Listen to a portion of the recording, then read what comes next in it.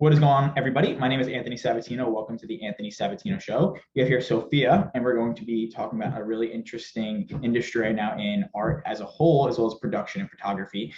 So I want to introduce Sophia, and excited to have a conversation with you. Thank you so much for having me, Anthony. I'm really excited to be here. Absolutely. I'm excited for you to be here.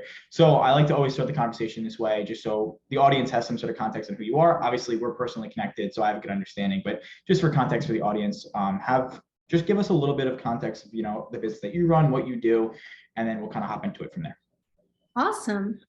Well, I'm Sophia. I'm a photographer originally from Long Island. I majored in photography, got my bachelor's degree from the Fashion Institute of Technology. And in the past 10 years, I've built a clientele focusing mostly on production photography or wedding photography, private photography for events. And I've been exploring different realms and building clients throughout those years. And finally, learning to niche myself down and settling down into more production of digital assets for brands. So lifestyle photography for branded content for businesses, for small business owners, and for niche markets, more in the luxury lifestyle kind of that realm. That's So all. what I do. Very cool. So, obviously you're at a really great spot now. I'm excited to kind of dig into that a little bit. But before we do that, how did your come up story happen, right? Because I know obviously we're personally connected. So I know your kind of backstory starting at 16, basically doing these kind of jobs in photography whenever you could, and then making an actual professional thing. Talk to us, through a little bit of your come up story of how that kind of came about. So, obviously when you're a little kid, I feel like everyone is ask that question, what is it that you want to do with your life? What do you want to be? And everyone always taught me that I have to pick a job, right? So, okay, I have to work for someone. I have to look at salaries on Indeed and pick one that sounds like it would support my lifestyle that I'm trying to live, and what kind of job that I can get a career in, what I can actually get that job in. And, in my younger days, we were always taught that like the math, the science, like those are the high paying, successful jobs. And, you can only really be successful if you do this. And I think it's still like, look down, like if you want to be an artist, they always associate it with starving artists. Mm. So, when I was 16 and I picked up my camera for the first time, and I actually got someone reaching out to me when I was posting on Facebook saying, can you shoot my friend's bridal shower? I will pay you $100. I was like, $100. Yeah. That's so much money. Oh my God. Like, right? Like 16-year-old me, we're talking like 10 years ago, right? Yeah. Literally 10 years ago. That's crazy. And I'm just like, that is a crazy amount of money, right? So at the time I was super excited to have my dad drive me to my first photo job. And it just spiraled, right? I'm very lucky and blessed to be in the Greek community. They really built me up in churches. So I got a lot of predominantly baptisms, private events, and engagement parties. And Greeks like to go all out for their parties. So I started shooting really some elaborate, beautiful experiences and events. I had the opportunity to get noticed by a few photographers, one of them who flew me out to Florida to shoot a American Victoria's Secret. What's that called? American Girl doll. Sorry. Not yeah. Victoria's Secret. I got to shoot an American Girl doll fashion show, and I got to shoot a fashion show at Ohica Castle, and I got to do a lot of behind the scenes work. And she really took me out under her as a mentor and taught me kind of how she runs her business. And then I sort of like adapted the principles and the things that she was doing, and I learned photography. And while still young, I decided to go to college for photography. Little did I know that my business would really turn to be something that I was going to fall in love with and do for the rest of my life. And I had built a massive clientele to the point where I hit my ceiling and I could no longer book anymore because I was completely booked out and there was no way for me to scale. So then it came down to me realizing I have to pick something and niche down on it. And that's where I am now. I'm in that place now where I'm building a team of people. I'm building teams of editors and photographers that are trustworthy and understand the way I shoot, and training them to shoot in my style and with my eye. And it's one of the hardest things that you can transfer over to someone. And it's one of the hardest things to scale.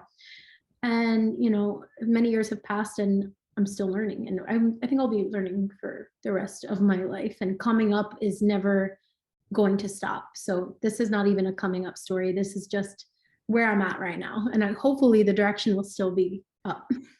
Absolutely. And that's an important mindset to have, right? We never want to be in a spot where we hinder learning based on some ego that we have to attach, like, oh, we finally made it, so now we're done. You know, it's an ongoing process, and it always will be. And that's really important to embody, like whether you're in a spot where you are now or if you're just starting out. You know, you can't, the earlier you attach yourself to that mindset that it's an ongoing process and a journey, the better. You know, but in your statement, right, where you were saying how it is kind of one of those things that's very difficult to scale and delegate outwardly, and you're kind of in that position now. Is there anything in terms of like the art process, right? Because I imagine that's probably the difficulty of it, right? You have this vision of what you deem valid enough, right, as artwork that you're producing that you should put your name and brand on, right? And now you're outsourcing that to somebody else, still under your umbrella, of course, but just that letting go process of letting somebody else take control is probably the difficulty, right? It was the hardest thing I'd ever done. It took me literally 10 years to realize that, even to learn to apply it. And I'm very picky to this day about who I add to my team. And I've done more taking away than I do adding, because it's a very, very particular process. You have to work with people who have the same mentality and the same, like a different, you know, almost having like a skill set that you say, okay, I need you to be a part of this with me so that we can grow together. And it's not easy finding that from the artist perspective, because like you said, there's an art process to it that's very difficult to transfer over. And so I try to keep as much of it me, because I'd much rather grow my name, myself as an artist, and build other businesses and scale other brands.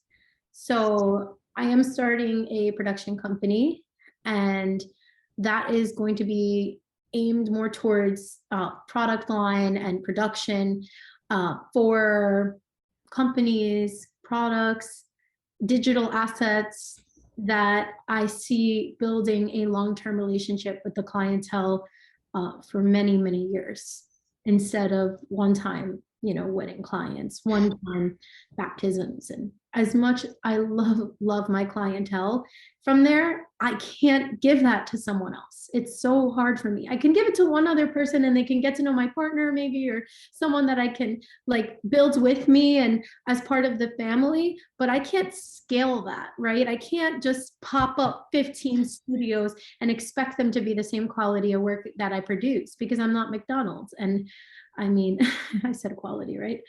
So I feel like for that kind of clientele, I decided to not table it, but to keep it the size that it is, and to take as much of it as I can, or to give it to my single team member that my clientele can learn to affiliate with me. But it's very difficult to go any larger than that. I've seen photography companies go larger than that.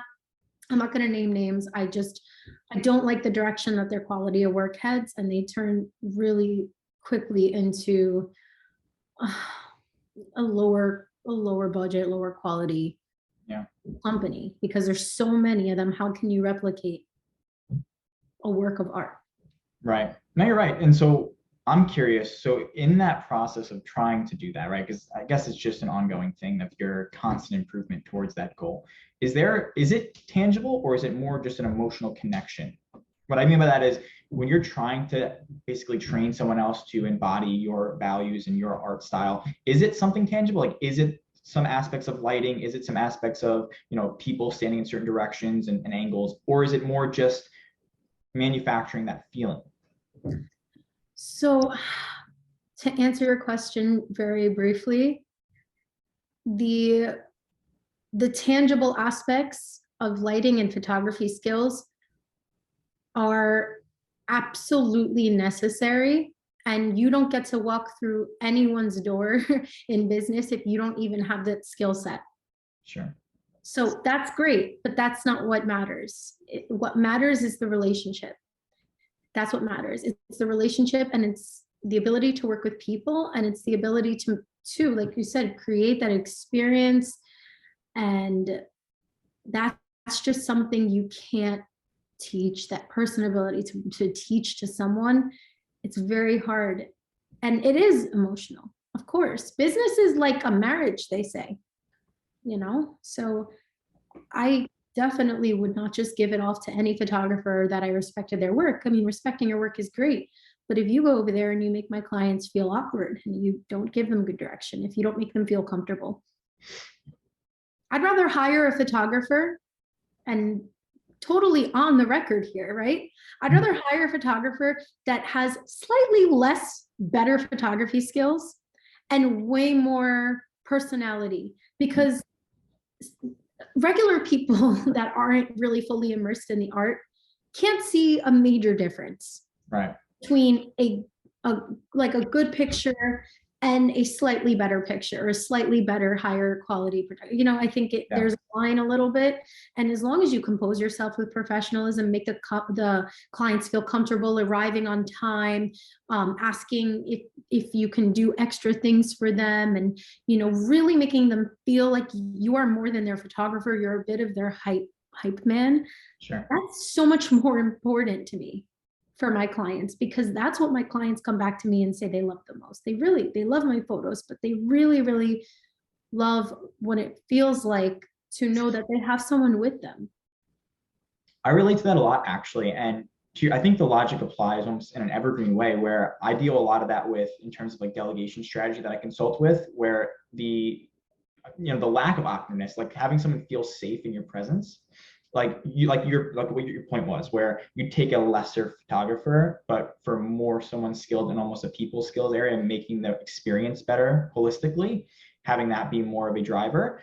That, I think, is evergreen. I think that's evident in a lot of different places, because it creates safety, which then creates speed, right? And what speed basically means in this context is it creates a better product without all the different branches that are trying to bring it down. So I think you're 100% right in that decision making. And what I'd have to imagine too is when you're branching out and you're giving people different projects, right, and you're creating these holistic experiences, there's got to be a ton of planning that goes into this, right? In terms of prior to the shoot, prior to the production, whatever the case is. If you want to speak to that a little bit in terms of what the planning process looks like, because a lot of people who are creators like me, who maybe, well, not necessarily in my case, because I have done things like that, but in other positions where their production or their content creation is still at the lower level, where they haven't been involved in a whole production setting, they might not see what goes in, to the behind the scenes. So if you want to speak to that a little bit, I think a lot of people would gain some value out of that. I think it's really important to understand first who you're trying to create content for, right? Because there's levels to the pre-production. What's your outcome first? The number one question that you have to answer is, what do I want? What do we want the outcome to be, your client and you, right? And you have to come to that agreement. And whether your client is all the way over here, like a big corporation with a marketing team that has a very specific mood board and color scheme and lighting set that they need you to abide by, or you're all the way over here where they're like a family of 5 that is shooting in a park for their portrait that's going to be hanging on their wall. Right. So we're talking about 2 completely different clienteles, let's say. First is understanding your clientele. So if you're a wedding photographer, the pre-production meeting has very little to do with what photography they want, because they hired you already and they already know what work that you produce, and they hired you for that. They want you because they trust your eye. Now, the pre-production meeting with a wedding or event photography has more to do with the logistics, the timing, execution, and more so kind of like, it's more of a coddling, like, I'm here for you, you're going to be okay. And I suggest that you give yourself a little more time to get dressed and a little less time over here, because these will be quick. And that's the kind of consulting you need to do, right? Mm. So pre-production has everything to do with the outcome that you want to get. And I think that once you understand, okay, like, we want very, very specific imagery, then that's something that requires more planning. I have now clients Every client that works with me actually is mandatory to have a pre-production meeting. This is because I want it, I want to understand my clients. I want to understand what they want to achieve out of this shoot, even if it's just very simple, even if it's just a portrait of their family, let's say. It's something I really used to do for so many years. I did that for almost 10 years, family portraits. Now I'm very specific about explaining to them, I recommend you wearing these. Please avoid prints. Please avoid, clashing colors. And, maybe don't all wear the same exact thing. It looks a little corny and it may be outdated in a few years, and it's a style now. And maybe we can go to this park instead of this park. And those are all so important. And it took me actually doing a lot of shoots unplanned to learn that I'm only doing myself and my clients a better favor by taking some of the time. And even if it means raising your prices and rolling it in and working a little harder to make sure that you and your clients are both on the same exact page of what the final outcome is going to be. I like that. And I even like that you mentioned that it took sometimes to do projects that were unplanned to learn, how to plan it better. And many people have a different mindset, really enough, because that makes sense, right? Doesn't that just make sense? Where sometimes it would make sense to go through the process enough to then learn the mistakes you have to learn to make it better, right? And then build from there. Most people have this weird sense, whether it be in their brand, which obviously you can speak to, as well as just creating in general in their business or whatever their personal brand or creative, whatever it means, and that they don't want to do that because then it means their initials look bad, right? Like their first steps look bad. And that's actually the exact steps that need to be taken in order for you to get to where this big ambition is in your head, right? So just by your nature of taking that step is impressive and should show the trajectory of where your business will continue to grow to, in my personal opinion, because that's something that is extremely valuable to just take the step, learn from it, move on, adapt. And in that same vein, I'd have to imagine you probably have some interesting stories in terms of having to adapt on the spot, right? Whether, I can only imagine, weather being a factor or someone not showing up on time or, too many people, too less people. Like if you want to give some insight on that, I can only imagine. Oh my gosh. So actually, I would argue that you aren't really a photographer unless that that happens at least every single shoot. Because the truth is, a photographer should be renamed and rebranded entirely and just called a problem solver. Photography is actually 100% problem solving. It is, this lighting doesn't work. I mean, you were watching me fumble right before this interview, and you were seeing me play with the lighting and saying, oh, this is bad. And I'm not gonna hop on here as a photographer and be badly lit. That just doesn't look good for me, right?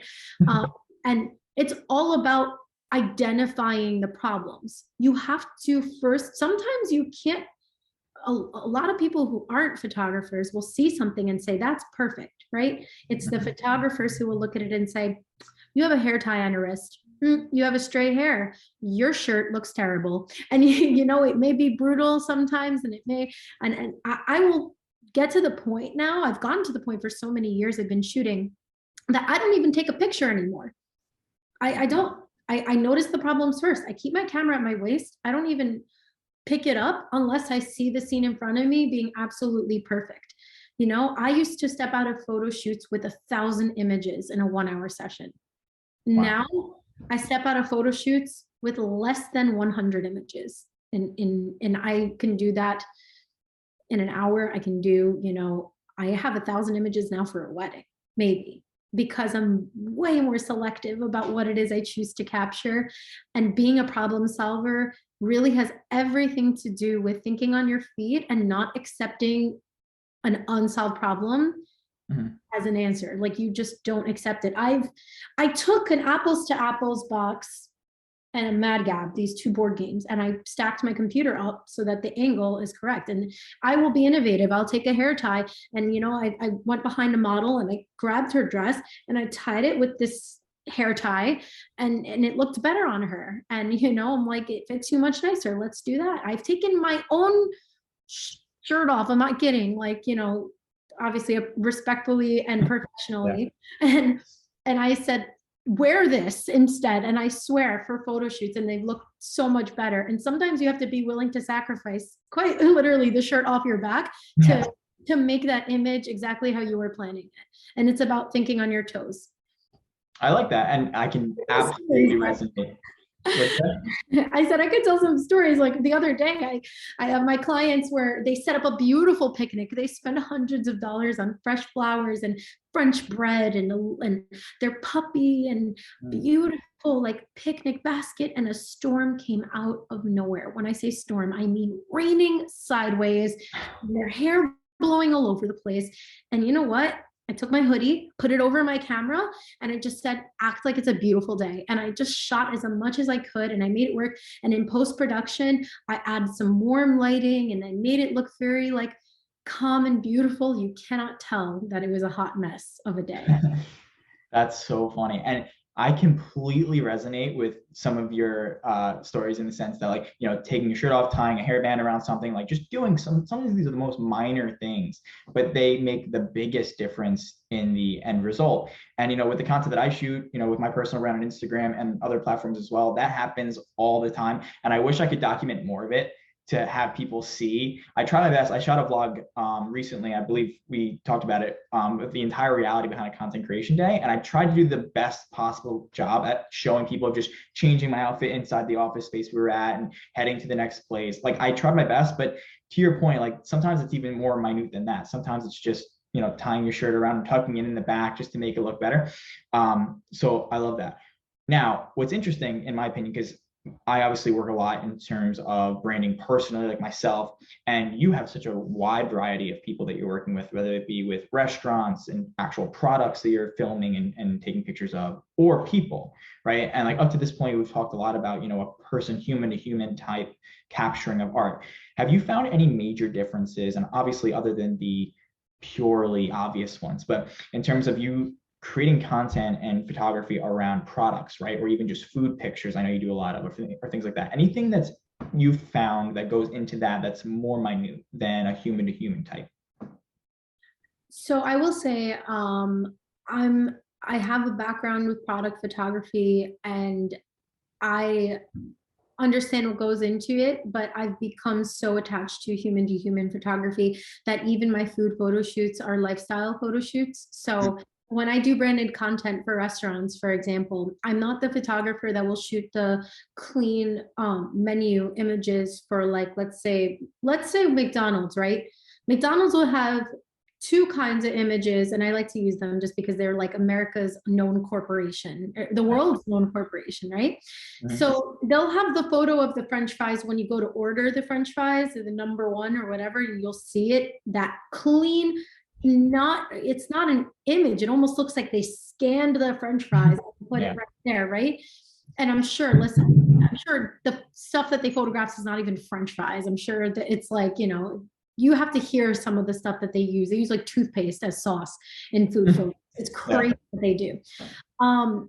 But then there's like the photos of, let's say, a kid with a Happy Meal, like holding it, right?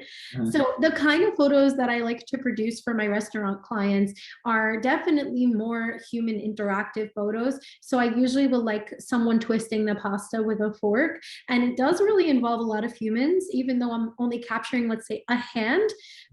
It takes a lot of understanding details and seeing like, well, what's in my frame, right? Like, what is it in the frame that I'm looking at? I'm looking at a hand, I'm looking at noodles. So the things that are super important, how the noodle's twisting around the fork, and the way the hand looks. Does it look like they're getting carpal tunnel and uncomfortably holding that fork? Then you got to make their hand look less awkward, right? Yeah. You know, working with people who are experienced is much more helpful, but a lot of my clients will bring their team members. So they're, let's say they're bartenders, I'll be working with them because they want to showcase their team on their website, their team on social media. So I work with more non-models than I do actually models, the clientele that I'm going for these days. And you really have to be able to communicate things to people in a way that's stupid simple to understand. You cannot just hold a camera silently and expect them to know what to do with the drink. You know, you have to give them very clear directions. Clear directions are super important, no matter whether you're working with products or people or both at the same time. You have to be able to you know, if you cannot direct a bowl of spaghetti, what to do, but you have to be able to control every little piece of it and make sure there's no Parmesan flakes around the rim of the bowl because it looks sloppy. Right. I guess to answer it shortly, it's all about being detail oriented no matter what you do. I love that. And details become everything, right? I'm a big believer in everything's contextual, everything's nuanced, everything is detail. Because when everything becomes so widespread, like we're like the time that we're in now, where everybody's in some sort of a digital brand, you have to somehow differentiate. And sometimes that comes down to how nuanced and detailed can you be, and that really speaks to, what your service brings to the table, which is important. And that kind of leads me to my next question. Do you think what would you say to a business owner right now, or anybody who has any sort of brand that maybe is still even just 1% pushing back on taking the leap or taking that extra mile step into their content creation to the next level, right? To really put some primary focus on the details, to shed yourself in a light that really represents the authenticity of what your brand represents. There's still some people in 2022 that are not fully in, and they're still 1 foot in, 1 foot out. And I'm curious, from your perspective, you have any understanding or even just something that they might hear right now on this podcast that might shift their perspective a little bit? Well, I would ask them one question. If you had absolutely no idea who your company and your brand was, and you went and looked yourself up, and knowing absolutely nothing about you, what's the first thing that you would pay attention to? And I think that automatically, I think anyone can agree, the first thing that you see, the first impression is always an image or video, and it's always immediately, like on the website or on the Instagram. And the wording can be beautiful, and the packages and services can be performed or given by some of the best quality or the best types of people and the most qualified people. But if your images don't resonate exactly with what you do, and they don't tell your story, how do you expect your clients to go to you understanding that what they are going to get? How do they know and expect your services and your quality unless they're a referral from a friend? And if you want to live your life in your business off of referrals and you are fine doing that, I think that's the only case that you really probably don't need to invest in some quality content. Otherwise, I think that it's necessary for almost every business. I always joke and say, maybe not gas stations. They're probably the only business on the planet that can survive without photos. And even gas stations have photographs and advertisements and content. So it's supposed to show you, like, it's necessary for every business, every product, every service. If you're trying to get attention and you're trying to actually get more clients, that's the only way that you're going to get attention and tell your story. You couldn't have said it better. I look at some other brands, right, that even sometimes I've worked with in the past, or even just view from afar, right? It's like the big brands we revere a lot, right? And you look at some of their actions, and that's one of the big points that I push all the time, right? A lot of times we weirdly model people that we really shouldn't be modeling in terms of like trying to represent their behavior and validate our own. And if you look at all the biggest brands in the world, they're all doing what you just said. They're all putting a major mental and financial investment into their content, into their brand in all of these detailed ways. And to then think that if we're trying to build something, right, that is of equal value or even in just the same world as that, right? Because a lot of people, if you get asked the question, like, do you want to build a big brand in your company? And everybody almost always says yes, of course. And then you look at their actions and very rarely do they align, very rarely. And I think what you bring to the table in your company is that, and to not give enough respect to that part of your brand building process is really just, I guess, delusional in a way, right? Because if you look at their biggest brands, like, that's what they're doing, and we should be modeling that roadmap. Do you know what I mean? In 2022, it is a bit delusional at this point, especially with the pandemic. I feel like everything has hit the screens now, and it's just like, well, how do you even know about a place unless you've seen it somewhere on social media or?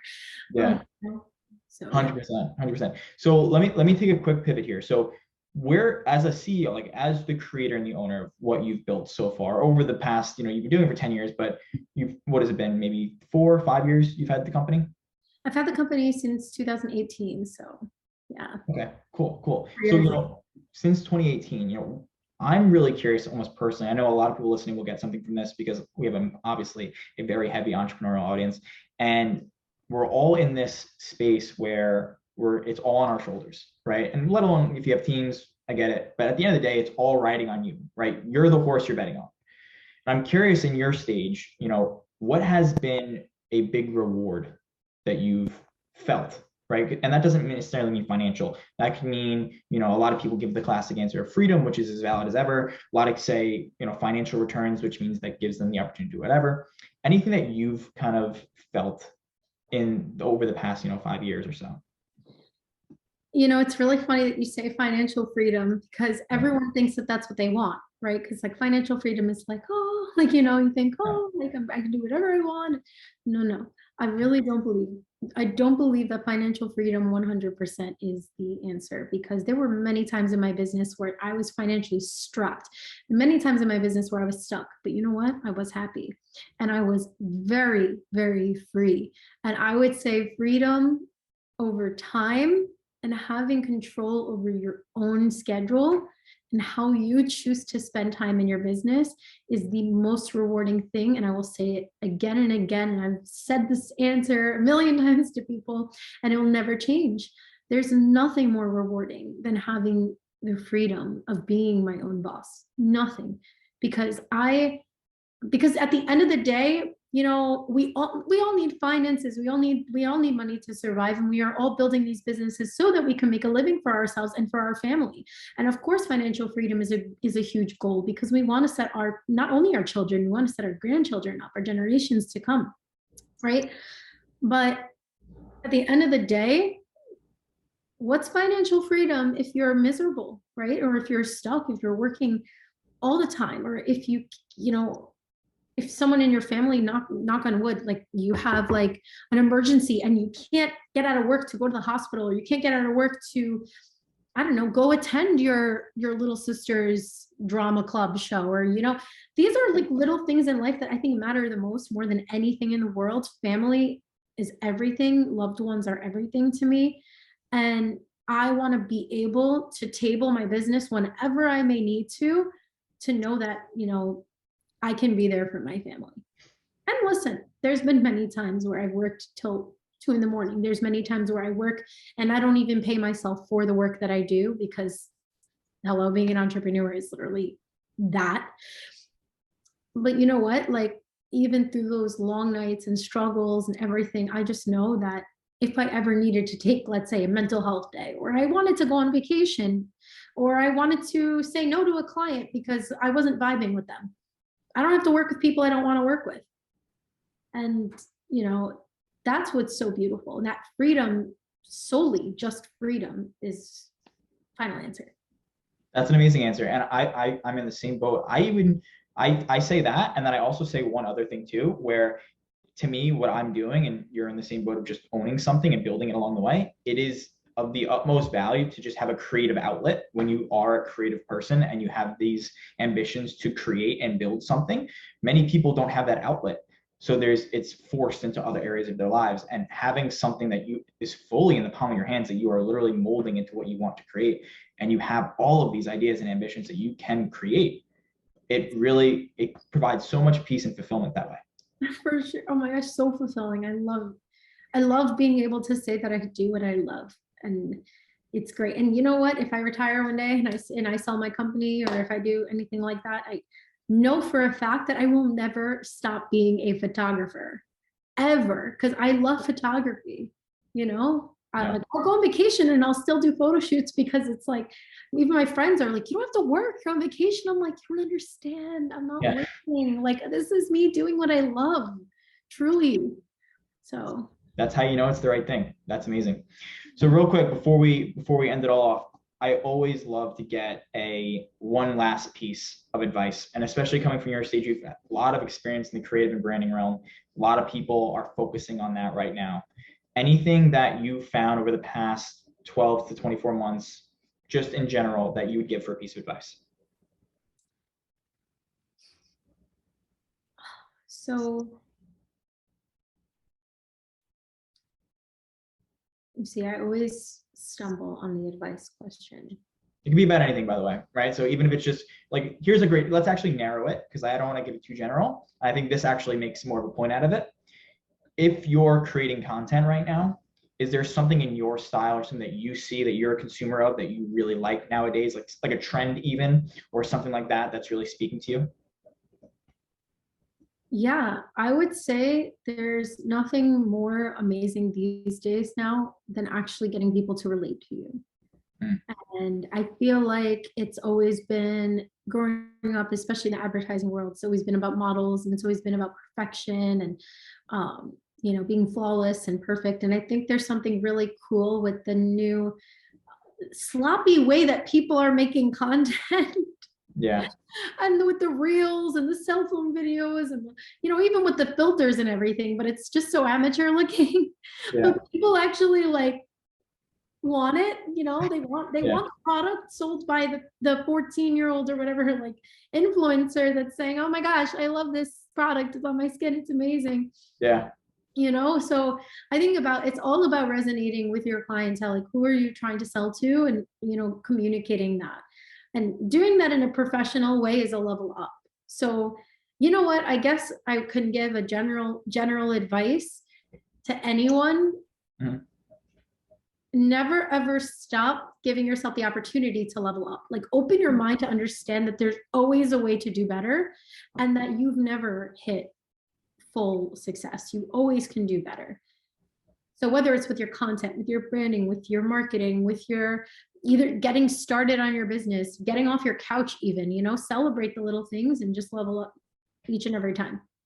Love that. Love that. Well, Sophia, listen, this has been an amazing conversation. What I'd love to do is give you every opportunity possible to let people contact you and get in touch with you and see where they can learn and potentially even work with you. So if you want, give everybody, your Instagram handle, a website, whatever your best piece of contact is.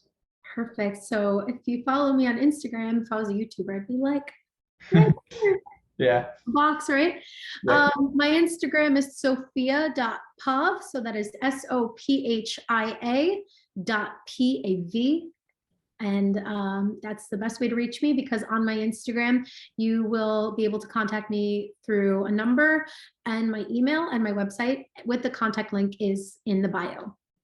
Perfect. And we're going to have an end card that's going to have all that written out as well for everybody who's watching. And then everybody who's, it'll probably be at the end of it, but I love it. I love pointing it out. Listen, I can't say it again. I can't stress enough. Thank you so much for being on the show. And I'm hoping we're going to see each other soon. Are you going to be at that business lunch? I'm trying to switch my flights to make it work. I still have to see, because now I'm looking at apartments. I'm relocating myself. My business is officially decentralized. So I am getting clients from all US now.